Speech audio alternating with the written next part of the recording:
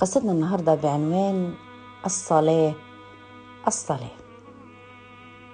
يذكر أحد المشايخ أنه كان في خروج للدعوة في الأردن، وخاصة في مدينة الزرقاء. يقول: صلينا الجمعة في أحد المساجد، وبعد الصلاة جلسنا مع مجموعة من طلاب العلم، فمنهم عالم من الكويت.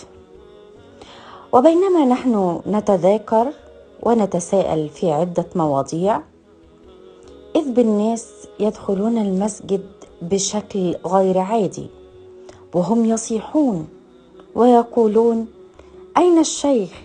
أين الشيخ؟ فدلوهم على العالم الكويتي، فجاءوا وقالوا له: يا شيخ، توفي شاب في صباح هذا اليوم في حادث مروري، فحفرنا قبره ثم غسلناه وكفناه وصلينا عليه وحملناه إلى قبره، وما أن وضعناه في قبره إلا وثعبان عظيم معه في القبر، فرفعناه من القبر والثعبان لا يزال فيه. فذهب الشيخ معه، والداعية أيضا كان معه. يقول: فلما أشرفنا على القبر ورأينا هذا الثعبان العظيم في وسط القبر، وقد رفع هذا الثعبان رأسه وفتح فاه وأخرج لسانه وأخذ ينظر إلى الناس نظرا مخيفا. يقول الشيخ: قلنا اتركوا هذا القبر واحفروا له في مكان آخر على بعد 200 متر. فلما انتهوا وإذا بالثعبان في وسط القبر، فحسبوا أنه ثعبان آخر، فنظروا في القبر الأول فما وجدوا فيه شيئا.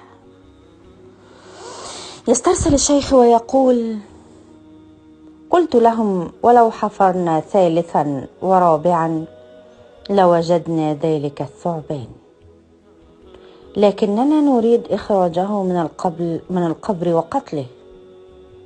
تعاون الناس جميعا وأخرجوه من القبر ووضعوه على حافة قبر بعيد،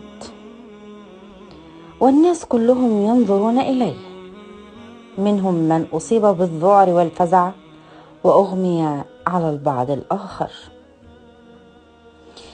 تم استدعاء رجال الأمن وطوقوا القبر ومنعوا الاقتراب من القبر إلا العلماء وأهل الميت، وحمل الميت مرة أخرى ليوضع في القبر.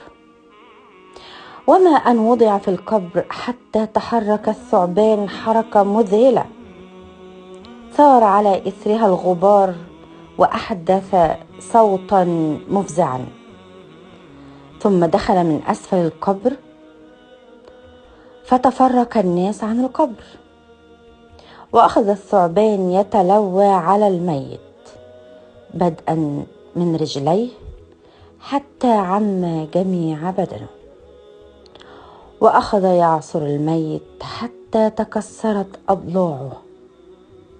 فقال الشيخ: اتركوه.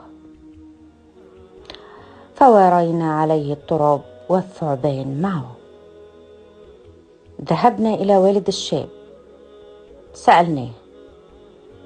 سألناه عن ولده الميت، فقال: ولدي طائع لي ولوالدته، ولكنه لا يصلي أبدا، فهذا عمله الذي صحبه في قبره، وما ظلمه الله، ولكن ولدي هو الذي ظلم نفسه.